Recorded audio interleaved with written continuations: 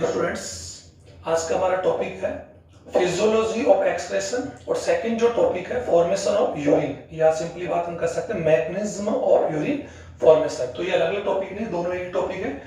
इस चैप्टर में हम लोगों ने बेसिकली 4 टॉपिक हम लोग पहले ही क्लियर कर चुके हैं और इसके लास्ट वाले वीडियो में हम लोगों ने कंसल्ट किया था कि मानव में जो मेन एक्सक्रेटरी या जो एक्सक्रेशन जो ऑर्गन्स है वो किडनीज है, और किडनी में यानी प्रत्येक किडनी में 10 लाख वृक्क नलिकाएं पाई जाती है। और ये वृक्क नलिकाएं एक फिल्ट्रेट या एक छलनी की तरह काम करती है, जो वहां पर वृक्क धमनी जो ब्लड लेकर आती है, जिसमें नाइट्रोजन अपशिष्ट पदार्थ हैं जो प्रोटीन के मैकेनिज्म या प्रोटीन के अपघटन से बनते हैं, उन नाइट्रोजन अपशिष्ट पदार्थों को और विषैले यानी जो पदार्थ हैं, लाइक अगर बात हम कर सकते हैं आयंस हैं या कुछ मिनरल्स हैं या सोडियम या पोटेशियम है, जो एक्सेस मात्रा में होते हैं उन्हें फिल्ट्रेट करके बॉडी से बाहर निकालते हैं। तो हम लोग बेसिकली हम लोग जानते हैं आज का हमारा जो टॉपिक है वो मूत्र निर्माण यानी फॉर्मेशन ऑफ यूरिन। ओके, उसके पहले मैं आपको बता दूं कि मूत्र निर्माण यानी मानव यानी हम लोग जानते हैं कि ह्यूमन बीइंग एक प्रकार से यूरियोटेलिक है। ये मैंने आपको बता दिया था, यूरोटेलिक एनिमल्स में आते हैं, यानी हम लोग नाइट्रोजनी अपशिष्ट जो पदार्थ या वेस्ट है उसको हम लोग यूरिया के रूप में यानी हमारे द्वारा त्यागे गए अपशिष्ट जो पदार्थ है उसमें यूरिया पाया जाता है, अतः हम लोग यूरिया के रूप में अपशिष्ट पदार्थ को बॉडी से बाहर निकालते हैं, अतः हम लोग यूरियोटेलिक हो गए। लेकिन जनरली बात हम कर सकते हैं कि मूत्र का जो निर्माण या हमारे द्वारा त्यागा गया जो मूत्र है उसमें प्रति 100 ml यूरिन में अप्रोक्सीमेटली 2 ग्राम तक यानी 2 ग्राम यूरिया होता है। और यूरिया के यूरिक एसिड से क्रिएटिन्स है, अनावश्यक जो अननेसेसरी जो अमीनो एसिड्स हैं वो जल है, वो सारे होते हैं। तो इसमें सबसे पहले हम लोग ये पढ़ते हैं कि यूरिन फॉर्मेशन के पहले ये जो यूरिया है यानी जनरली बात हम करें यूरिया का फॉर्मेशन एक्चुअली कहां होता है, तो बता दूं कि यूरिया का फॉर्मेशन हमारे कहां होता है, लीवर में होता है, ये ध्यान दें। और यूरिया के फॉर्मेशन का जो प्रोसेस है उसे हम लोग आर्निथिन चक्र या हैंसफिल्ड चक्र बोलते हैं। क्योंकि आर्निथिन इसलिए बोलते हैं क्योंकि इसमें आर्निथिन जो पदार्थ है या आर्निथिन जो अमीनो एसिड्स है वो एक साइक्लिक सबस्टेंस के रूप में काम होते हैं। आर्निथिन जो अमीनो एसिड्स है उसका फॉर्मेशन इसके स्टार्ट से एंड में होता है, यानी ये वहीं से स्टार्ट होते हैं वहीं पर एंड होते हैं, इसलिए हम लोग उसको आर्निथिन या हैंसफिल्ड चक्र भी कहते हैं, डिस्क्राइब बाय हैंसफिल्ड। और यूरिया फॉर्मेशन में एक यूरिया के फॉर्मेशन की बात हम लोग करें तो उसमें CO2 यानी एक मॉलिक्यूल CO2 का 2 अमोनिया के और 3 ATP यानी यूज जाते हैं। और कई अमीनो एसिड्स का इसमें फॉर्मूला सिटोलिन है, आर्जिनोसक्सिनिक है, आर्जिनिन और आर्निथिन और एक यूरिया का फॉर्मेशन होता है। तो यूरिया का फॉर्मेशन लीवर में होता है और यूरिया के फॉर्मेशन को लोग ऑर्निथिन चक्र, ये मैं बार बार आपको बता रहा हूं, ये हमारा टॉपिक नहीं है लेकिन फिर भी बता दूं, ऑर्निथिन चक्र भी कहते हैं और हैंसफिल्ड चक्र भी कहते हैं। ओके, ऑर्निथिन और ऑर्निथिन एक अमीनो एसिड्स है और यूरिया के फॉर्मेशन की प्रक्रिया लीवर में होती है। तो लीवर में यूरिया फॉर्मेशन के बाद इसे हेपेटिक सीरा यानी जो यकृत सीरा है, हेपेटिक वेन, हेपेटिक यानी यकृत सीरा द्वारा इसे पश्चिम महासीरा, किसमें, पश्चिम महासीरा में डाल दिया जाता है। ये ध्यान दें, पश्चिम महासीरा में डाल दिया जाता है। और पश्चिम महासीरा यानी जनरल सी बात हम लोग करें, ये पश्चिम जो महासीरा है यानी हेपेटिक वेन इसको ले जाती है और पश्चिम महासीरा द्वारा यूरिया को पृथक कर दिया जाता है। और यूरिया के द्वारा यूरिन का फॉर्मेशन एक्चुअल में कौन होता है, किडनीज में होता है, यानी यूरिया को के द्वारा ही यूरिन का फॉर्मेशन होता है। लेकिन यूरिया का बेसिकली फॉर्मेशन कहां पर होता है, यकृत में, और जिसे यकृत शिरा द्वारा यानी यकृत शिरा द्वारा इसे बॉडी से बाहर इसे पश्चिम महाशिरा को दिया जाता है। और पश्चिम महाशिरा इसे लेकर हार्ट में, हार्ट द्वारा महाशिरा महाधमनी, और महाधमनी से लेकर कहां जाती है, किडनीज में। और किडनीज में जो महाधमनी वृक्क धमनी को प्रवेश करती है और वृक्क धमनी में यूरिया को वहां से फिल्ट्रेट करके अलग कर दिया जाता है, जिसे हम यूरिन फॉर्मेशन कहते हैं। तो ये तो बेसिकली हमने बात पढ़ी। अब हम लोग यहां पर पढ़ रहे हैं यानी mechanism of urine formation, mechanism of urine formation आप समझ गए होंगे। यानी मूत्र निर्माण की जो क्रिया है उसे बेसिकली हम लोगों ने 3 चरण में यानी कह सकते हैं फॉर्मेशन ऑफ यूरिन प्रोसेस, अगर बात हम कर सकते हैं कि ये 3 चरणों में बांटी गई, इन 3 चरण डिवाइडेड इनटू 3 स्टेप्स। ओके, तो यहाँ पर हम लोग पहला जो इसका जो चरण है वो, और हालांकि मैं इसका डायग्राम बना रखा है, पहला चरण है अल्ट्रा फिल्ट्रेशन। अल्ट्रा फिल्ट्रेशन, इसको हिंदी में भी आप मैं लिख रहा हूं परानिष्कंदन। Okay students. सेकंड है selective, selective reabsorption.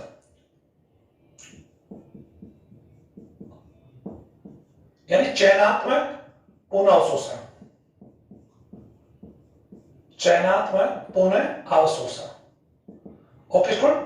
Third one is secretion या सीक्रेशन, स्राव।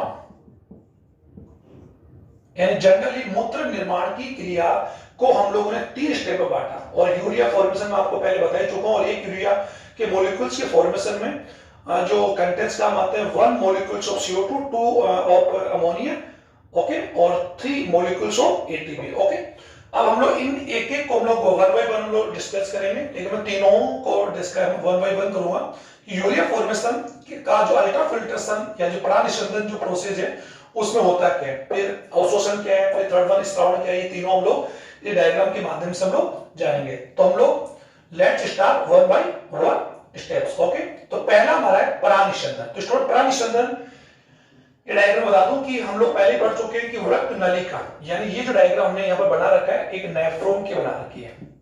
ओके स्टूडेंट, और नेफ्रॉन के अंदर ये कोई मेल्फी की इकाई है, और मेल्फी की बॉडी के अंदर ये बोमन संपुट, और बोमन संपुट के अंदर ये ग्लोमेरुलस है। ये मैं आपको पहले वाले वीडियो बता चुका हूं। ये इसकी गिरवा है, और ये समीपस्थ यानी पीसीटी समीपस्थ कुलित नलिका, हैनले का लूप जिसमें 2 भुजाएं होती है, डिसेंडिंग और असेंडिंग है, और ये हमारा डीसीटी दूरस्थ कुलित नलिका, और ये संग्रह नलिका। इसकी पहले वाली वीडियो में हमने वृक्क नलिका के भागों का वर्णन किया था, उसमें हमने समझ लिया था कि बोमन संपुट जो है उसका जो आधारी भाग है उसमें यू इसकी भित्ति यू का डबल हेड होती है, दोहरी होती है, और यहाँ पर एपिथेलियम, ये हम लोग पहले पढ़ चुके हैं, एपिथेलियम से कवर होती है, और इसकी आंतरिक जो होती है वहां पर पदाणु या पोडोसाइट सेल्स पाई जाती है, और जहां पर विषय पर्वत पाए जाते हैं, ये पर्वत रक्त केशिकाओं के साथ मिलकर फिल्ट्रेट झिल्ली, ये मैं आपको बताता हूं, फिल्ट्रेट या ग्लोमेरुलर मेम्ब्रेन का निर्माण करती है, जिसमें 0.1 माइक्रोन के क्या होते हैं, छिद्र होते हैं, और उसी में रक्त का फिल्ट्रेशन होता है। तो ये हम लोग पहले पढ़ चुके हैं। तो आपको ध्यान दें, बोमन संपुट के आधारी भाग में ग्लोमेरुलस है, ये मैं यहाँ पर लिखने की आवश्यकता नहीं है, एक फिर भी मैं आपको बता दूं ग्लोमेरु। ओके, और ये कौन है, बोमन संपुट यानी बोमन कैप्सूल। ओके स्टूडेंट, इस बोमन कैप्सूल के अंदर ये रक्त कैसे है, ये जो एफ्रेंट, यानी हम लोग सुबह पढ़ चुके हैं, लास्ट में पढ़ चुके हैं, अभिवाही धमनी, अभिवाही धमनी का एफ्रेंट, और ये कौन स्टूडेंट, अपवाही, अपवाही धमनी का। ओके, अब इसको आप लोग डिस्क्राइब करने जा रहे हैं। तो अल्ट्रा फिल्ट्रेशन प्रोसेस जो है, उस अल्ट्रा फिल्ट्रेशन में एक्चुअल में होता क्या है, अल्ट्रा फिल्ट्रेशन लोग पढ़ रहे हैं कि अभिवाही धमनी का, और अभिवाही धमनी का मतलब उसका भाग है कि वृक्क में एक धमनी प्रवेश कर, जिसे लोग वृक्क धमनी कहते हैं। वृक्क धमनी वृक्क में प्रवेश करने के बाद में डिवाइडेड सेवरल यू आर्टरीज में डिवाइड हो जाती है। इनमें से जो अभिवाही धमनी का होती है, अभिवाही धमनी का रक्त लेकर, और रक्त मतलब अशुद्ध रक्त लेकर जिसमें यूरिया भी होता है, ये ध्यान दें, यूरिया भी है, यूरिक एसिड है, या उपयोगी अनुपयोगी सारे पदार्थों को लेकर, रक्त को लेकर अभिवाही धमनी का प्रवेश करती है। अभिवाही धमनी का व्यास, आराम से इसको सुने, एफरेंट जो यू कह सकते आर्टरी है, यानी अभिवाही धमनिका का व्यास अपवाही धमनिका से क्या होता है, ज्यादा होता है। इस डायग्राम आप देख सकते हैं। तो ये ब्लड को लेकर आती है, और यहाँ पर जो ग्लोमेरुलस है, यानी यहाँ पर ग्लोमेरुलस, यानी ये जनरली बात हम कर चुके हैं कि ग्लोमेरुलस एक्चुअल में क्या चीज है, बोमन संपुट की आधार में जो अभिवाही धमनिका है वो प्रवेश करके 20 से 50 रक्त केशिकाओं में बढ़ जाती है, और रक्त केशिकाओं बढ़ने के बाद उसे जाल या उस गुच्छे को हम लोग कह सकते हैं कि हम उसे ग्लोमेरुलस कहते हैं, केशिका गुच्छ या ग्लोमेरुलस, और ये वापस से यहां से संयुक्त होकर वापस बाहर निकल जाती है, और बाहर निकलने के दौरान ये अपवाही धमनिका का निर्माण करती है। तो अपवाही धमनिका ब्लड को लेकर वापस जाती है और ये लेकर आती है। लेकिन ग्लोमेरुलस में जो पदाणु कोशिकाएं होती है, रक्त केशिकाएं और बोमन संपुट की पदाणु कोशिकाएं के परवर्ध मिलकर यहाँ पर ग्लोमेरुलर मेम्ब्रेन का निर्माण करते हैं। उस मेम्ब्रेन में अगर मैं एक अलग से डायग्राम भी बनाकर आपको समझाऊं, हालांकि उसकी आवश्यकता नहीं, फिर भी आपको समझना चाहते हैं तो एक अलग डायग्राम हम और बना लेते हैं। इसे आप समझ जाए तो यू कह सकते हैं ये अविवाहित धमनिका, और अविवाहित धमनिका ये एंटर करने के बाद में रक्त केशिकाओं के जाल में रक्त केशिकाओं के जाल बनाती है, और रक्त केशिकाओं के जाल के बाद में यहां से एक अविवाहित धमनिका बाहर निकलती है। ये आप डायग्राम के माध्यम से इसको समझ पा रहे होंगे। ओके, तो ये रक्त जब यहाँ पर आता है तो अविवाहित धमनिका का व्यास अधिक है, इसका व्यास कम है, और ग्लोमेरुलस जो है केशिका गुच्छ और यहाँ पराणु कोशिका मिलकर एक फिल्ट्रेट एक झिल्ली का वर्क करते हैं। तो यहाँ पर रक्त में उपयोगी पदार्थ, यानी बहुत ही जनरल सी मैं बात बता पा रहा हूं कि रक्त के नलिका के बोमन संपुट से रक्त में उपस्थित पदार्थ या रक्त में उपस्थित उपयोगी और अनुपयोगी पदार्थों का ग्लोमेरुलस फिल्ट्रेट से छानकर बोमन संपुट की गुहा में आने की क्रिया को अल्ट्राफिल्ट्रेशन यानी परानिश्चंदन कहते हैं। यानी यहां पर सूक्ष्म छिद्रों के द्वारा रक्त में उपस्थित रक्त कोशिकाएं, कोलाइडल पदार्थ और प्लाज्मा प्रोटीन, यानी रक्त प्रोटीन को और कोलाइडल पदार्थों को छोड़कर शेष उपयोगी और अनुपयोगी पदार्थों का छानकर बोमन संपुट की गुहा में आने की क्रिया को अल्ट्राफिल्ट्रेशन कहते हैं। यानी इसको बहुत ही सिंपली वे में मैंने आपको बता दिया। अब ये अल्ट्राफिल्ट्रेशन क्रिया के दो होता क्या है कि अल्ट्राफिल्ट्रेशन क्रिया में जो अविवाहित धमनिका का व्यास अधिक होने की वजह से यहां पर जो रक्त है, रक्त एक्चुअल दर्द जो लिक्विड है वो इस फिल्ट्रेट या बोमन संपुट की फिल्ट्रेट झिल्ली, जो झिल्ली एक्चुअल किससे मिलकर बनी हुई है, एक तो ये पराणु कोशिकाओं की और रक्त केशिकाएं, और रक्त केशिकाओं के अंदर जो पारगम्यता होती है, परमेबिलिटी होती है, वो अदर रक्त केशिकाओं से 500 to 1000 टाइम क्या होती है, ज्यादा होती है। ये हमने पहले वाले वीडियो पढ़ लिया था, यहाँ की पारगम्यता बहुत ज्यादा होती है। लेकिन यहाँ पर रक्त जो होता है तेजी के साथ आता है लेकिन जा नहीं पाता, क्योंकि यहाँ पर आने का मार्ग तो क्या बड़ा है और जाने का जो मार्ग है, जाने का जो वाहिनी है उसका व्यास कम है। तो यहाँ पर क्या होगा कि जो द्रव है यानी जो ब्लड है वो रक्त केशिकाओं या बोमन संपुट या यूं कह सकते हैं कि यहाँ पर जो फिल्ट्रेट झिल्ली है वो झिल्ली कौन है, रक्त केशिकाओं का एंडोथेलियम है और बोमन संपुट की एपिथेलियम, यानी यहाँ पर एक दोहरा स्तर है। ये दोहरा स्तर से मिलकर यानी आप उसकी इस प्रकार समझ सकते हैं, ये बोमन संपुट है और ये रक्त केशिकाओं का है, इसमें बारी बारी छिद्र होते हैं। यहां से ब्लड क्या होगा, छनेगा। आप इसको समझ लें कि यहाँ पर रक्त को छानने के लिए दो लेयर या दो परतों को पार करना पड़ेगा, और ये दोनों ही एक्चुअली में कौन है, ग्लोमेरुलर मेम्ब्रेन है, जिसमें 0.1 माइक्रोन के छिद्र पाए जाते हैं। ओके, तो यहाँ पर क्या होगा कि आने का मार्ग ज्यादा और जाने का मार्ग कम है। तो ये जो लिक्विड जो द्रव है ये कॉमन सी बात है, यहाँ पर इस झिल्ली पर एक क्या डालेगा, प्रेशर डालेगा, क्योंकि यहाँ पर ये जो ब्लड है वो डायरेक्टली आकर डायरेक्ट नहीं जा पाएगा, बल्कि यहाँ पर ग्लोमेरुलस में कुछ समय के लिए ठहरेगा, और ठहरने के दौरान यहाँ पर एक प्रेशर प्रोड्यूस होगा। वो प्रोड्यूसर जो प्रेशर होगा GHP, जो मैंने बता दिया था। GHP का जो वैल्यू होगी अप्रोक्सीमेटली 70 mmHg होगा, जिसे बोल सकते हैं ग्लोमेरुलर हाइड्रोस्टेटिक प्रेशर। स्टूडेंट इसको कंफर्म कर लें, ये बहुत ही सिंपल बता रहा हूं आपको कि प्राणिसंधान क्रिया के दौरान अविवाहित धमनिका रक्त को लेकर आती है, जिससे रक्त में उपस्थित रक्त कणिकाएं, कोलाइडल पदार्थ और रक्त प्रोटीन को छोड़कर शेष पदार्थ, ग्लूकोज है या विटामिन है, मिनरल्स है, वाटर है, आवश्यक और अनावश्यक सारे पदार्थ छानकर बोमन संपुट की गुहा में आते हैं। इस क्रिया को परानिस्संदन कहते हैं। लेकिन प्राणिसंधान क्रिया के लिए एक्चुअली क्या होता है, यहाँ पर जो ब्लड होगा वो कुछ समय के लिए यहाँ पर क्या होगा, ठहरेगा, और ब्लड एक्चुअली कौन एक द्रव है, तो यहाँ पर एक द्रव की स्थिति की वजह से यानी ग्लोमेरुलस की झिल्ली पर ब्लड के द्वारा एक प्रेशर लगेगा, जिसे बोलते हैं ग्लोमेरुलर हाइड्रोस्टेटिक प्रेशर। और वो क्यों लग रहा है, क्योंकि आने का मार्ग ज्यादा, ब्लड आ रहा है तेजी से, जा रहा है धीमे, अतः वो जो ब्लड की जो मात्रा है, अधिकांश जो क्वांटिटी है वो कुछ समय के लिए उस झिल्ली के जो छिद्रों पर क्या डालेगी, प्रेशर, और वो एक्चुअल फिल्ट्रेशन के लिए एक आवश्यक प्रेशर है जिसकी वैल्यू कितनी है, 70 mmHg। और ये उसी प्रकार समझ सकते हैं जब हम लोग चाय को चालनी से छानते हैं तो देखा होगा कि जनरली हम लोग चाय को जब ज्यादा डाल देते हैं चाय के बर्तन से, तो चालनी जब भर जाती है तो भरने के बाद में फिल्ट्रेशन प्रोसेस जो होता है वो ज्यादा होता है, क्योंकि उसमें जो चाय के जो अणु होते हैं, जो लिक्विड है वो एक्चुअली झिल्ली पर क्या डालते हैं, प्रेशर डालते हैं, जिससे फिल्ट्रेशन प्रॉपर हो पाता है। लेकिन जो पदार्थ, अब आप ध्यान दीजिए, अब यहां पर क्या होगा कि रक्त कणिकाओं को छोड़कर, ये कॉमनली बात आप लोग समझे, रक्त कणिकाएं और कोलाइडल पदार्थ को छोड़कर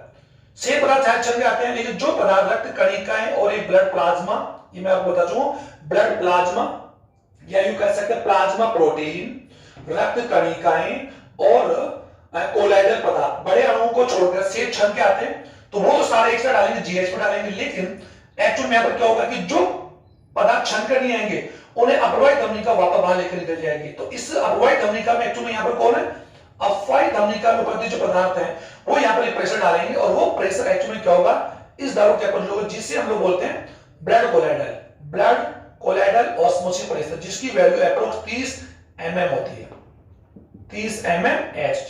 इसको आप ध्यान दें, GHP यानी अल्ट्रा फिल्ट्रेशन के दौरान तीन फोर्स वापर, तीन जो प्रेशर वो प्रोड्यूस होते हैं, और मैं बता दूं कि GHP ऊपर से नीचे की ओर होते हैं, तो BCOP ब्लड यानी रक्त कोलाइडल ऑस्मोसिस प्रेशर, हिंदी में आप समझिए रक्त कोलाइडी प्रासरणी दाब। ये दाब कौन लगाता है, जो छनित नहीं होता है, जो यहां पर छने रह जाते हैं, और वो कौन से, रक्त कणिकाएं, प्लाज्मा प्रोटीन और कोलाइडल पदार्थ जो अपवाहित धमनिका में वापस जाते हैं, वो यहां पर दाब प्रोड्यूस फोर्स प्रोड्यूस करते हैं दाब, जिससे BCO जिसकी वैल्यू 30 mm Hg होता है। ये प्रेशर इस GHP के अपोजिट होता है। साथ ही जो फिल्ट्रेट पदार्थ, जो उपयोगी और अनुपयोगी पदार्थ छन कर बोमन सॉल्ट गुहा में जाते हैं, वो यहां पर एक प्रेशर प्रोड्यूस करते हैं, वो है COP यानी कैप्सुलर ऑस्मोटिक प्रेशर, यानी COP यानी कैप्सुलर ऑस्मोसिस प्रेशर। इसको भी आप ध्यान दें, इसकी वैल्यू लगभग होती है 20 mm Hg। ये ध्यान, अल्ट्रा फिल्ट्रेशन प्रोसेस के दौरान GHP की वैल्यू 70 mm, ये कब लगता है, जब अभिवाहित धमनिका ब्लड को लेकर आती है, तो अभिवाहित धमनिका का व्यास अधिक और इसका व्यास कम होने पर से रक्त द्वारा बोमन संपुट की झिल्ली पर लगाए गए दाब को ग्लोमेरुलर हाइड्रोस्टेटिक प्रेशर यानी ग्लोमेरुलर द्रव स्थितिक दाब कहते हैं। इस दाब के विपरीत दो दाब और पड़े होते हैं। ये दाब कोलाइडल और रक्त कणिकाएं लगाते हैं। ये दाब एक्चुअली में कौन लगाते हैं स्टूडेंट, ये दाब फिल्ट्रेट पदार्थ, जो पदार्थ छनकर, जो ग्लोमेरुलर से छनकर जो नीचे आ जाएगा, वो तो है कैप्सुलर ऑस्मोसिस प्रेशर। ये प्रेशर 20 mm Hg होता है। तो यहां पर ये वाला प्रेशर इस प्रेशर के क्या होता है, अपोजिट होता है। तो इसलिए हम कह सकते हैं कि यहां पर अल्ट्रा फिल्ट्रेशन क्रिया के लिए एक जो इफेक्टिव प्रेशर है, जिसे बोल सकते हैं नेट इफेक्टिव फिल्ट्रेट प्रेशर। ये ध्यान दें, नेट यानी शुद्ध, इफेक्टिव यानी प्रभावी, फिल्ट्रेट निस्यंदन, प्रेशर दाब यानी शुद्ध प्रभावी फिल्ट्रेशन जो प्रेशर है वो 20 mm होता है। वो कैसे होता है, क्योंकि ये वैल्यू जो होती है GHP और जो यू कह सकते हैं कि ये जो दोनों वैल्यूज है, ये इन दोनों का यानी BCOP प्लस अगर बात हम करें COP, ओके, तो हम लोग यहां पर इसकी वैल्यू रखेंगे 70, और ये जो दोनों वैल्यूज ये जुड़ जाएंगी, और ये दोनों वैल्यू कितनी, 30 प्लस 20, तो ये आप समझ रहे होंगे। तो यहां पर इसकी वैल्यू कितनी आ जाएगी, 20 mm Hg। यानी अल्ट्रा फिल्ट्रेशन के लिए जो शुद्ध प्रभावी प्रेशर की आवश्यकता है, जो इसकी वजह से अल्ट्रा फिल्ट्रेशन होता है, उसकी वैल्यू कितनी होती है, 20 mm Hg। और वो आप लोग कैसे कैलकुलेट कर सकते हो, वो मैंने आपको यहाँ पर बता दिया कि GHP और ये जो यानी इसके अपोजिट दो फोर्स या दो प्रेशर प्रोड्यूस होते हैं, जिससे अल्ट्रा फिल्ट्रेशन प्रोसेस प्रॉपर तरीके से हो पाता है।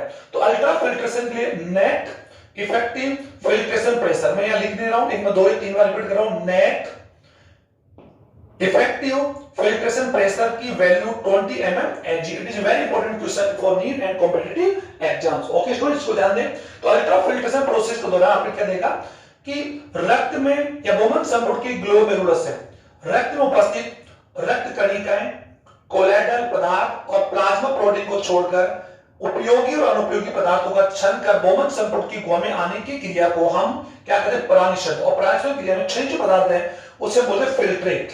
क्या बोलते हैं, फिल्ट्रेट। ये ध्यान दें, निश्चंद। स्टूडेंट्स को समझे।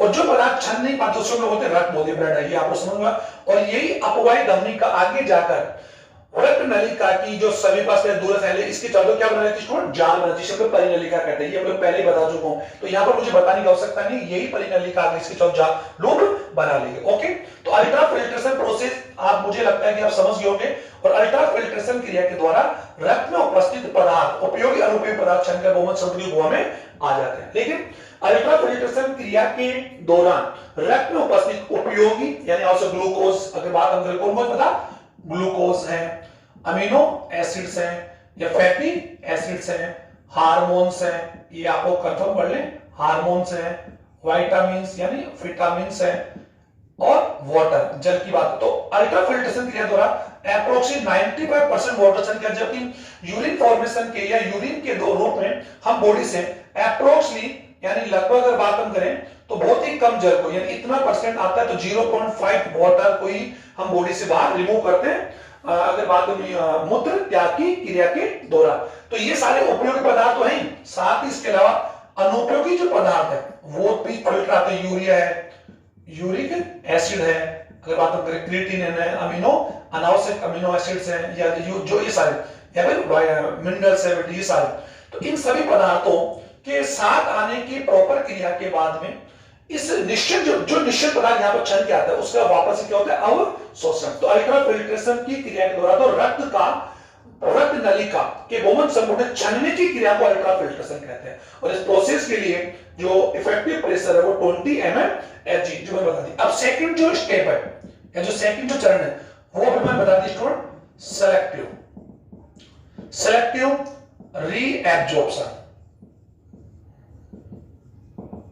इसको आप समझ गए होंगे। अब आप यहां पर ध्यान दें, यानी यहां पर चयनित पदार्थ, जो पदार्थ यहां पर छन के आ गए उन चयनित पदार्थों को ये मैं हटा दूं, जो पदार्थ छन कर यहां पर जाएंगे उसे हम लोग क्या बोलते हैं निश्चंद। एक बार ध्यान दें, तो यहां पर दो लिक्विड है, दो तरल पदार्थ है, एक तो निश्चंद है जो रक्त नलिका के द्वारा मूव हो रहा है, और एक अपवाही धमनी का, ध्यान दें अपवाही धमनी का जो यहां पर एक्चुअल लूप बना रही है उसके अंदर कौन है स्टूडेंट, या ब्लड है। ये ध्यान दीजिए, यानी अपवाही नलिका के अंदर कौन है ब्लड है, और इस कुंडलित नलिका के कुंडलित नलिका में कौन है निश्चंद। तो यहाँ दो द्रवों के बीच, एक निश्चंद और रक्त के बीच पदार्थों का क्या होगा आदान प्रदान होगा। उसी आदान प्रदान की क्रिया को हम लोग अवशोषण या स्राव कहते हैं।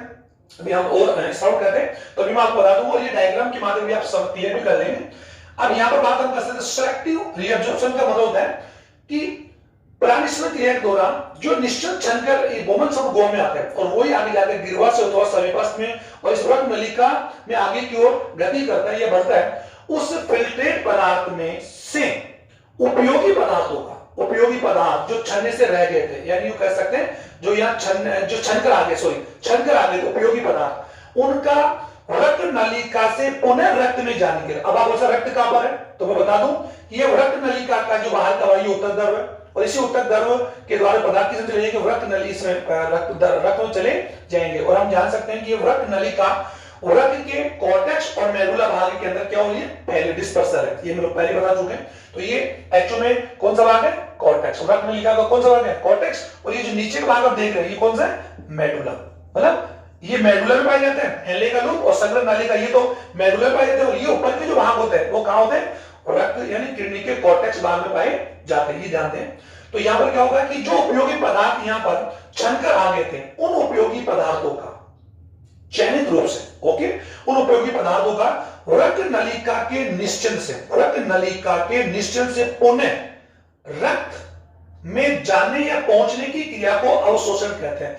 और स्टूडेंट्स रीअब्जॉर्प्शन या एब्जॉर्प्शन आप लोग पढ़ चुके होंगे कि उपयोगी पदार्थों का अवशोषण का प्रोसेस हम लोगों ने आर वाले चैप्टर पढ़ा था, वहां भी मैंने बता दिया था कि भोजन के पाचन के बाद में पचित भोज्य पदार्थ में जो उपयोगी जो पदार्थ है उनका सक्रिय या निष्क्रिय अभिगमन या परिवहन के द्वारा आहार नाल से आंत्र की कोशिकाओं से रक्त में पहुंचने की क्रिया को हम लोगों ने कहा था अवशोषण। तो वही प्रोसेस यहां पर वो आहार वाला चैप्टर था, ये हमारा कौन सा यूरिन फॉर्मेशन। तो यहां भी जो पदार्थ यहां पर छनकर आगे उन पदार्थों का अवशोषण, वो पदार्थ कौन कौन से ग्लूकोज की बात हम करें, हार्मोन है, आप समझ होंगे, विटामिन है, फैटी एसिड्स है, अमीनो अम्ल है और वाटर है, ओके।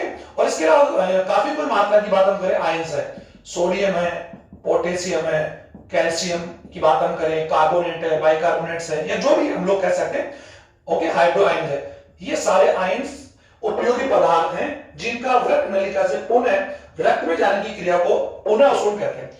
अब पुनः अवशोषण की क्रिया या चयनात्मक पुनः अवशोषण की क्रिया जो मैंने लिखी सेलेक्टिव रीएब्जॉर्प्शन, आप समझ होंगे ये प्रोसेस रक्त नलिका के बोमन समूह को छोड़कर शेष सभी भागों में होता है। तो सबसे पहले हम लोग यहां पर शुरू करेंगे किसके अंदर, पीसीटी यानी समीपस्थ कुंडलित नलिका में अवशोषण। और कौन सा अवशोषण, वही जो मैंने बता दिया था, selective reabsorption. PCT proximal convoluted and convoluted tubes है जो मैंने बता दिया। अब बात आती है, हम जान सकते हैं, ये जानते हैं कि जो समीपस्थ कुंडलित नलिका है उसका आंतरिक स्तर जो है, मैंने बताया था कि आंतरिक जो है वो एक्चुअली में घनाकार उपकला से अर्ध होता है। और इस उपकला की जो कोशिकाएं होती है उसमें यानी सूक्ष्मांकुर पाए जाते हैं, बहुत ज्यादा सूक्ष्मांकुर माइक्रोव्यूल्स पाए जाते हैं, जो मैं आप लोगों को एक अलग डायग्राम बनाते हुए समझा सकता हूं, समझे तो। ये अगर सभी कुंडली नलिका है तो उसके आंतरिक स्तर पर इस प्रकार के सूक्ष्मांकुर पाए जाते हैं, और ये सूक्ष्मांकुर आंत्र में भी पाए जाते हैं। इन्हीं सूक्ष्मांकुरों की वजह से यहाँ पर एक विषय प्रकाश बनती है जिसे हम लोग ब्रूस बॉर्डर कहते हैं। इस ब्रूस बॉर्डर की वजह से यहाँ पर अवशोषण जो है वो अप्रोक्सीमेटली कई गुना बढ़ जाता है, यानी अवशोषण जो है वो कई गुना यानी 50 गुना बढ़ जाता है रक्त नलिका के अन्य भागों की तुलना में। और इन सूक्ष्मांकुरों की कोशिकाओं में माइटोकॉन्ड्रिया अधिक पाई जाती है, अतः यहाँ पर ऊर्जा या माइटो इस प्रोसेस के लिए ऊर्जा की आवश्यकता है, उपलब्धता भी हो जाती है। तो आप ध्यान दें, समीपस्थ कुंडलित नलिका में और घनाकार उपकला में सूक्ष्मांकुर पाए जाते हैं, जिसकी वजह से अवशोषण जो है, अवशोषण निश्चित पदार्थ से, और वो सारे निश्चित पदार्थ से अवशोषण है लगभग, और यहाँ लगभग निश्चित में से उपयोगी पदार्थों का लगभग 65 से 70%, यानी मैं कहूंगा 80% उपयोगी पदार्थों का अवशोषण इसी भाग में हो जाता है, समीपस्थ कुंडलित भाग में हो जाता है, ये ध्यान दें, समीपस्थ में।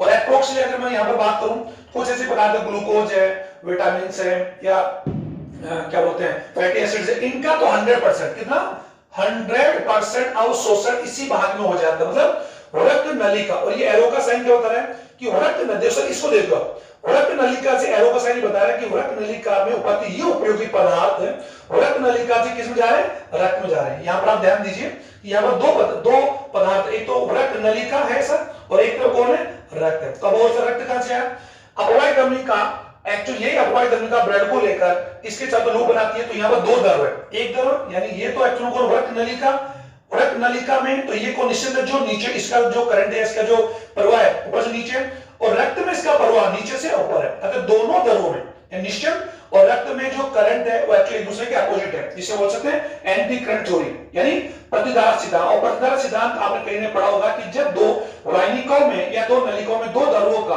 की दिशा अगर अपोजिट होती है तो उनमें अवशोषण और श्रावण की दर क्या हो जाती है, बढ़ जाती है। तो यहाँ पर क्या हो रहा है कि ये तो रक्त नलिका और ये रक्त, ये ध्यान दें, ये रक्त है और ये रक्त नलिका का कोण निश्चित है।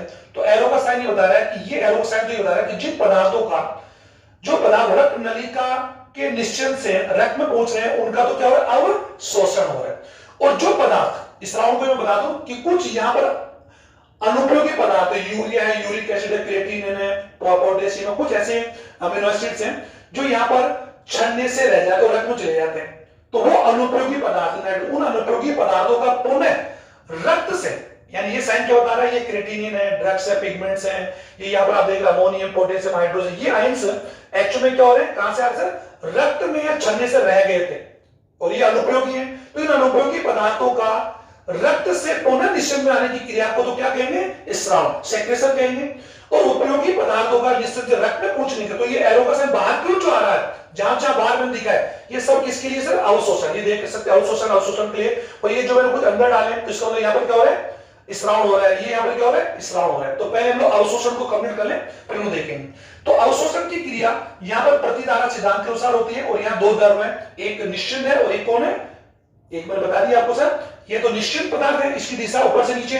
और यहाँ पर जो ब्लड रक्त जो केसिका है या जो अपवाय धमनी का है, इसमें कौन मेरा है, इसको मैं यहाँ पर बना दूं आपको, ये आप समझ जाए, ये परिनलिका है। तो इसके अंदर जो यानी इसमें जो ब्लड का प्रवाह इस प्रकार होगा, ओके, तो यहाँ आदान प्रदान होगा। तो आप समझ रहे होंगे। तो ये एरो का साइन जो मैंने बता रखा है वो डायरेक्टली कहां पर बता रखा है सर, उत्तक द्रव और ब्लड में बता रखा है।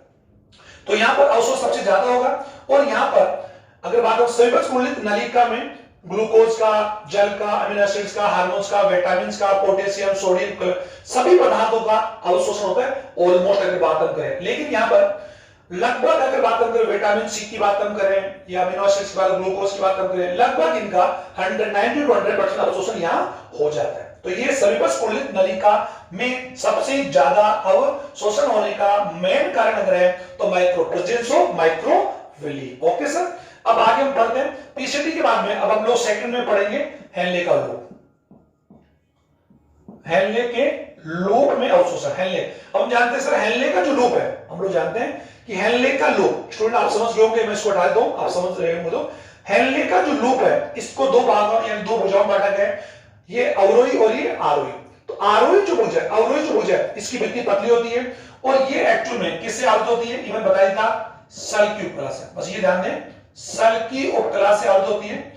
और एक बात मैं बताना चाहूंगा कि यहां पर निश्चंद पदार्थ में से कुछ पदार्थों का लगातार अवशोषण के बाद में जो निश्चंद है उसका प्राशन दाब का मान घटता बढ़ता रहता है। तो डेफिनेटली बात है कि यहां से ये, और हम जानते हैं प्राशन दाब जो हम लोग पहले पढ़ चुके हैं कि ऑस्मोसिस प्रेशर जो है वो डिपेंड करता है sir directly proportional to concentrate या amount of solute of solution, यानी सोल्यूट कौन है, विलेय पदार्थ। तो इन पदार्थों के अवशोषण के बाद में यहां पर डेफिनेटली प्राशन दाब का मान यहां पर क्या होगा, कम होगा, कॉमन सी बात है। तो ये अल्प प्राशरी विलयन हो जाएगा। समीपस्थ कुंडित नलिका में निश्चल अल्प प्राशरी होता है, ये ध्यान दीजिए, अवशोषण के बाद। ओके सर, क्योंकि विलय पदार्थ की मात्रा क्या होगी, घटेगी, कॉमन सी बात है। तो यहां पर क्या होगा कि जब ये पदार्थ या निश्चित पदार्थ क्षणिक यहां पहुंचेंगे तो लगभग यहां पर कितने पदार्थ पहुंचेंगे, 35%, क्योंकि 65 को तो ऑलरेडी यहां पर क्या एब्जॉर्प्शन हो चुका है। तो 35 निश्चित यहां से पहुंचता है। तो यहां पर अवरोही जो भुजा होती है, अवरोही, ये आप देख रहे हैं, अवरोही भुजा की भित्ति थोड़ी क्या होती है, पतली होती है, कॉमन सी बात है। तो यहां पर केवल जल के लिए पार करना है, जल के लिए पार करने, विलय पदार्थों के लिए नहीं। अतः यहां पर केवल किसका हो रहा है, जल का। देखिए दोनों साइड डाले मैंने, तो एरो का साइड बात तो क्या बता रहा है कि जल रक्त नलिका के, यूं कह सकते हैं कि हेनले के लूप की अवरोही भुजा से ये रक्त में जा रहा है, दोनों तरफ क्या होता है, बाहर जा रहा है। आप समझ रहे होंगे एरो का साइड मतलब बाहर। आप सोच रहे हैं इधर क्यों लिया, यहाँ जगह हमारे पास तो हम लोग ले चुके हैं कि बात, आप इधर एक पर भी ले सकते, उसमें कोई प्रॉब्लम। लेकिन यहाँ पर विलय पदार्थ सोडियम का, पोटेशियम का, क्लोराइड का आदि पदार्थों का अवशोषण नहीं होता। अतः यहाँ पर ध्यान दें, इस भुजा में जो विलय निश्चित होगा वो एक्चुअल कौन सा होगा, अति प्राशरी। ये इसको ध्यान से सुन लें, यहां पर कौन सा होगा, अल्प प्राशरी। निश्चय यानी अवशोषण होने के बाद में अल्प प्राशरी हो जाएगा, और उसके बाद में यहां पर क्या हो जाएगा, अति प्राशरी। क्यों, क्योंकि यहां पर जल का अवशोषण हो रहा है और विलय का नहीं हो रहा, तो विलय का अमाउंट क्यों हो रहा है, बढ़ रहा है। तो अल्प प्राशरी अति प्राशरी हो गया, उसमें प्रेशर उसका क्या होगा, ज्यादा होगा कंपेयर टू ब्लड। ओके, अब यहां पर हम लोग देख चुके, इसके बाद में यानी ये जो मैंने आपको भुजा बताई, कौन सी भुजा बताई, डिसेंडिंग। सर आप लोग, मुझे लग रहा है आप समझ रहे हो, डिसेंडिंग में केवल किसका अवशोषण हुआ, जल का होगा, क्योंकि ये जल के लिए पारगम्य है और विलय पदार्थों के लिए, सोडियम पोटेशियम के लिए पारगम्य नहीं।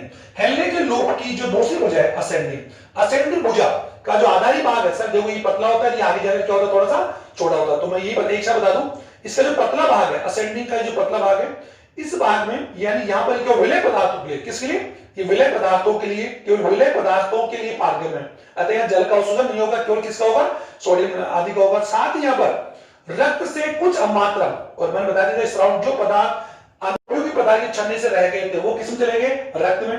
तो रक्त से उन अनुपयोगी पदार्थों का, अनयूज वेस्ट का वापस इस फिल्ट्रेट में आना, निश्चित है अपशिष्ट में आना, क्या कहेंगे, स्राव। तो यहाँ पे स्राव क्रिया भी हो रही है, जो मैं अभी बात बता दूंगा। तो एरो का साइन बता रहा है कि यूरिया रक्त से निश्चित रक्त नलिका में आ रहा है, और ये एरो साइन बता रहा है कि ये पदार्थ उस पर रक्त में जा रहे हैं। उसी प्रकार इसकी जो ऊपरी भाग है, ये इसका नीचे भाग है, कौन सा भुजा, असेंडिंग भुजा का ऊपरी भाग, इसकी भित्ति थोड़ी मोटी होती है, ये जल के लिए और क्लोराइड सोडियम आदि के पारगम्य में होती है। आप समझ पा रहे होंगे। ओके, या फिर प्रॉपर आप तो ज्यादा इसमें माइंड यूज ना करने, सिंपल कर सकते हैं। डिसेंडिंग जो भुजा है वो जल के लिए पारगम्य और आयनों के लिए अपारगम्य। ये सिंपल याद कर लो, जल के लिए अपारगम्य, ये लो जल के लिए अपारगम्य और बाकी के लिए अपारगम्य, बाकी के लिए पारगम्य। ये ध्यान रखेंगे मेनली। अब आ जाइए डीसीटी।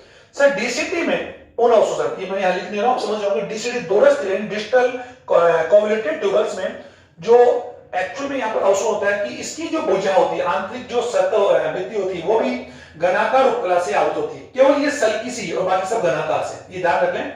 यहां पर जो निश्चित पहुंचता है वो निश्चित पदार्थ के, यहाँ पर सोडियम का, क्लोराइड का, सभी का। जल की बात हम करें, यहाँ पर जल भी मैं लिख रहा हूं, जल का, और जल का लगभग कितना परसेंट, 90%, यानी 90% जल का रीएब्जॉर्प्शन डिजिटल कॉन्वोल्यूटेड ट्यूबल्स में, बोनस कुंडी नलिका होता है। ये किसकी वजह से, एडीएच हार्मोन, ये ध्यान दें एडीएच। और एडीएच हार्मोन जो है उसका फॉर्मेशन हम लोग जानते हैं कि ये जो प्यूस ग्लैंड जो है, हम लोग जानते हैं स्टूडेंट, प्यूस ग्लैंड का जो पोस्चर पार्ट है, जिसे अपनी भाषा में आप न्यूरोहाइपोफाइसिस कहते हैं, वहां पर संग्रह होता है, उसका निर्माण किससे होता है, हाइपोथैलेमस से। तो एडीएच जिसे वैसोप्रोसिन या एंटी डायबिटिक हार्मोन बोलते हैं, ये एडीएच हार्मोन की वजह से कि स्राव या सीक्रेशन की वजह से दूरस्थ कुंडलित नलिका में निश्चित में से फिल्ट्रेट पदार्थ में से 19% जल का अवशोषण होता है। अगर एडीएच हार्मोन की कमी हो जाए तो यहां पर जल का अवशोषण नहीं होगा, और जल का अवशोषण नहीं होगा तो मूत्र पतला हो जाएगा, कॉमन सी बात है, मूत्र का डायल्यूट हो जाएगा और मूत्र की मात्रा क्या हो जाएगी, बढ़ जाएगी, जिसे बोल सकते हैं डायबिटीज इंसिपिडस। ये भी डायबिटीज है, डायबिटीज इंसिपिडस मतलब बार बार मूत्र त्याग। कौन से हार्मोन से, एडीएच हार्मोन की कमी, और एडीएच हार्मोन की वजह से यहाँ पर जल का अवशोषण हो रहा है, अतः जल को क्या बनाता है, सांद्र बनाता है, जल की मात्रा को कंट्रोल करता है। ध्यान दें, अब यहाँ पर क्या हो रहा है, आदि पदार्थों का अवशोषण हो रहा है, जबकि अमोनियम, पोटेशियम और कुछ आयनों का यहाँ पर क्या हो रहा है, स्राव हो रहा है, मतलब वो रक्त से पुनः यहाँ पर किस बार फिल्ट्रेट में आ रहा है, निश्चल में आ रहा है, तो ये स्राव क्रिया। अंत में लास्ट में अवशोषण का प्रोसेस किस में, संग्रह नलिका में, यानी अवशोषण का प्रोसेस समीपस्थ में, हेलने के रूप में दोनों भुजाओं में, दूरस्थ में और संग्रह। तो अतः एक छोटा क्वेश्चन भी आ सकता है कि संग्रह नलिका में पुनः अवशोषण क्रिया को समझाओ, तो केवल आप संग्रह नलिका ही बताएंगे। तो संग्रह नलिका और एक नलिका का अंतिम भाग और मैं बता भी चुका हूं कि संग्रह नलिका एक वृक्क नलिका का भाग नहीं बल्कि अनेक वृक्क नलिका इस बात को बोलती है, ये कई वृक्क नलिकाओं के कॉमन पार्ट है अलग। तो यहाँ पर हम जानते हैं कि यहाँ पर भी आने के बाद में जल का है, सोडियम का, क्लोराइड का आदि का बार बार क्या अवशोषण, और अवशोषण के बाद जो पदार्थ यहाँ पर पहुंच जाता है उसे हम लोग क्या बोलते हैं, यूरिन। तो ये ध्यान दें, यूरिन एक्चुअल में सांद्र होता है क्योंकि उसमें जल का अमाउंट कम होता है, मैं बता देगा कारण, क्योंकि वो यूरिया के उत्सर्जन के लिए आवश्यक उतना ही जल होना चाहिए। ज्यादा अमाउंट में जल अगर उत्सर्जन करेंगे तो बॉडी के अंदर एक्चुअल में क्या हो जाएगा, डिहाइड्रेशन, यानी जल की कमी हो जाएगी। ये हम लोग कॉमन सी बात जानते हैं, और ये मैं बता देता कि अप्रोक्सीमेटली 1 ग्राम यूरिया के उत्सर्जन के लिए लगभग 50 ml वाटर की बात कर सकते हैं या यूरिन की बात कर सकते हैं, यानी 50 ml यूरिन में 1 ग्राम यूरिया पाया जाता है। तो संग्रह नलिका में भी वर्णात्मक या चयनात्मक अवशोषण क्रिया होती है। अब मूत्र निर्माण की सबसे आखिरी जो स्टेप है, जो मैं बता दूं बीच बीच में, लेकिन फिर भी मैं टॉपिक डाल दूं, सेक्रेशन यानी स्राव। सर स्राव में डेफिनेशन समझ लें कि परागनिषेचन क्रिया के दौरान कुछ वेस्ट अनुपयोगी पदार्थ, यूरिया, यूरिक एसिड, क्रिएटिनिन से कुछ अनावश्यक अमीनो अम्ल है या कुछ मिनरल्स हैं, वो छनने से रह जाते हैं, फिल्ट्रेट में नहीं आ पाते। सर उपयोगी आ गए और उपयोगी आ गए, तो अनुपयोगी पदार्थ तो यहां से यहां तक पहुंचे, यूरिन हम लोग निकाल सकते हैं, उपयोगी पदार्थों का तो हमने क्या कर लिया, अवशोषण कर लिया, लेकिन कुछ अनुपयोगी पदार्थ छनने से रह जाते हैं और रक्त में चले जाते हैं। तो रक्त में या अनुपयोगी पदार्थों का रक्त से पुनः वृक्क नलिका के निश्चंद में पहुंचने की क्रिया को स्राव कहते हैं, यानी ये अवशोषण के क्या होता है, अपोजिट होता है, आप समझ रहे होंगे। और वो किनका होता है, अनुपयोगी पदार्थ। तो मैं यहाँ पे बता रहा हूं, देखो अमोनियम है, पोटेशियम है, हाइड्रोजन से, यहाँ पर यूरिया आप देख पा रहे हैं, और यहाँ पर मतलब क्रिएटिनिन है, या ये अगर कुछ बात ड्रग्स की बात करें, पिगमेंट से, ये एरो का साइन क्या होता है, ये एक्चुअल में कौन से प्रोसेस को दिखा रहा है सर, स्राव को। ओके, जो अंदर एरो आ रहा है और जो बाहर एरो जा रहा है, ये बाहर एरो जो जा रहा है वो किसको दिखा रहा है, एब्जॉर्प्शन को। बस ये आप लोग पकड़ लें यहां पर। ओके सर, तो स्राव की परिभाषा और इसकी परिभाषा हम लोग कैसे लिख पाएंगे, तीनों की परिभाषा हमने बता दी। तो एक बार वापस, तो इस प्रकार से तीनों चरणों के रूप में अंत में जो पदार्थ, अपशिष्ट पदार्थ जो यहां पहुंचता है उसे हम यूरिन कहते हैं। और संग्रह नलिका, कौन सी बात है, संग्रह नलिकाएं जो होती है वो आगे जाकर बैलिनी में खुलती है, बता दिया, और डक्ट और बैलेनाइन, और बैलिनी जो डक्ट है वो आगे जाकर खुलती है कैलिक्स में, कैलिक्स खुलती है पेल्विस, और पेल्विस खुलती है मूत्र वाहिनी। तो ये जनरली मैंने आपको सारी बात आपको पूरा बताने का प्रयास किया। और ये मूत्र निर्माण के तीनों चरणों के डेफिनेशंस एक बार वापस बता दूं। परागनिषेचन की परिभाषा आप इस प्रकार लिखेंगे कि वृक्क नलिका के बोमन संपुट में रक्त का जो अवयव नलिका लिख रहा है, रक्त में से रक्त कणिकाएं, प्लाज्मा, प्रोटीन और रक्त कोलेडल पदार्थों को छोड़कर शेष उपयोगी और अनुपयोगी पदार्थों का छन कर बोमन संपुट की गोमेन, और यहां पर ग्लोमेरुलस एक्चुअल में छलनी का काम करता है, चालनी का काम करता है, सीयू का work as a CU. Okay sir, इस क्रिया को परागनिषेचन कहते हैं।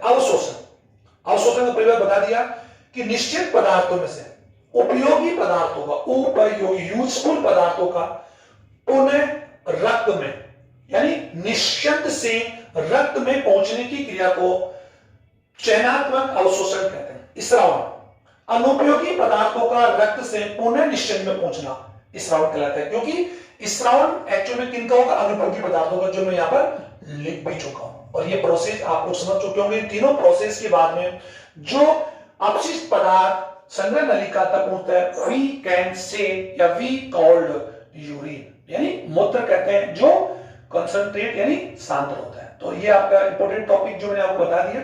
अब इसके साथ में छोटा सा टॉपिक बोलना चाहूंगा कि जो यूरिन होता है उसका संग्रह अभी मैं बता पाऊंगा कि अल्ट्रा फिल्ट्रेशन का प्रोसेस की बात हम करें, बोमन समूह में लगभग 1100 से 1200 ml एक मिनट में फिल्ट्रेट यानी फिल्ट्रेट होता है, ये ध्यान दें।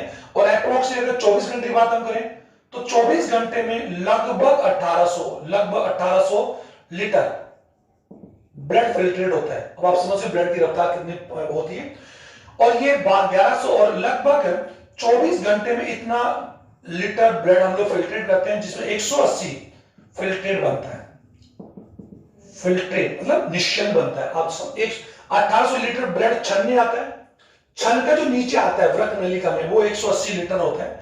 180 लीटर में से लगभग 1 to 2 लीटर क्या बनता है, यूरिन बनता है। यानी अब आप बोलेंगे सर इतना ब्लड हमारे बॉडी में होता है, नहीं, ह्यूमन बीइंग के तो उसके वेट का 7% या फिर 5 लीटर ब्लड ही होता है।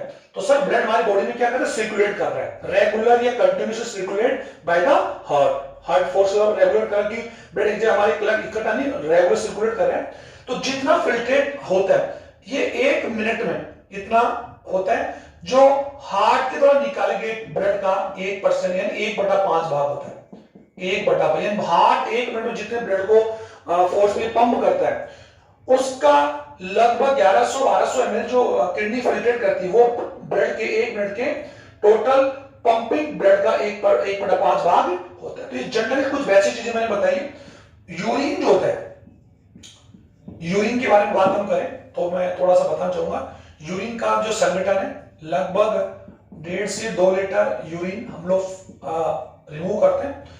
और ये भी बता दी कि मूत्र त्याग की जो क्रिया है वो मूत्राशय द्वारा होती है, ये हम लोग पढ़ लेंगे, इसमें कोई बड़ी बात नहीं। ये ऐसी को मूत्रा जो धीरे धीरे मूत्र वाहिनी द्वारा जो बूंद बूंद करके मूत्राशय में इकट्ठा होता है, और मूत्राशय की स्फिंक्टर अवरोध होती है वो प्राय संकुचित होती है, यानी उसको कसकर बंद रखती है।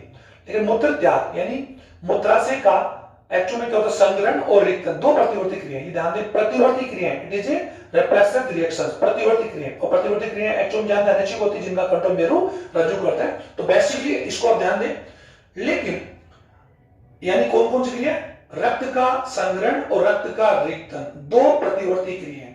और प्राय मूत्राशय में जो मूत्राशय के नीचे जो मूत्र मार्ग होता है उसमें एक स्फिंक्टर होती है, अवरोधनी होती है, जो संकुचित होती है, और मूत्र से जब मूत्र बढ़ जाता है तो ऐसी प्रोसेस से वो शिथिल हो जाती है और हम मूत्र त्याग कर पाते हैं। और मूत्र त्याग की जो क्रिया अगर बात हम करें तो उसे हम लोग मूत्र त्याग एक प्रकार से ऐसी प्रोसेस हम लोग कहते हैं। ओके, अब बात आती है मूत्र का जो पीएच होता है वो लगभग 6 से 8 होता है, यानी हल्का एसिडिक होता है, हल्का एसिडिक होता है। और उसके अंदर बात हम करें लगभग 95% उसका अमाउंट का 95% क्या होता है, वाटर होता है, और 2% उसमें क्या हो सकता है, यूरिया है। 1.5% की बात हम करें उसके अंदर यूरिक एसिड्स हैं, अमीनो एसिड्स हैं, और कुछ इस पे अमीनो एसिड्स में क्रिएटिनिन की बात हम कर सकते हैं, ये उसके अंदर पाए जाते हैं। Okay sir. और उसका जो कलर यानी यूरिन का जो कलर होता है वो हल्का पीला यूरोक्रोम के कारण होता है। यूरोक्रोम, ये ध्यान दें, it is a pigment of urine, जिसकी वजह से पेल ग्रीन होता है। और ये एक्चुअल में यूरिन का जो अमाउंट है वो हमारे वाटर या लिक्विड पदार्थ के उस पर एब्जॉर्ब पर डिपेंड करता है, कितना उसको गेन करें। जितना हम लोग लिक्विड ज्यादा पिएंगे यूरिन का फॉल्ट उतना क्या होगा, ज्यादा होगा। यूरोक्रोम की वजह से उसका रंग होता है। और उसके अंदर जो गंध होती है, यानी गंध जो होती है वो अमोनिया के कारण होती है। ओके सर, ध्यान दें। लेकिन ताजा यूरिन में गंध कम होती है, और जब वो पुराना होता है तो उसमें यूं कर सकते हैं अमोनिया गैस की बढ़ने की वजह से क्या आने लगती है, गंध आने लगती है। ये कंप्लीट बात हम लोग समझ में आगे होगा। तो ये सारा प्रोसेस मैंने आपको मूत्र निर्माण और उससे कंप्लीट समझा दिया। Thank you.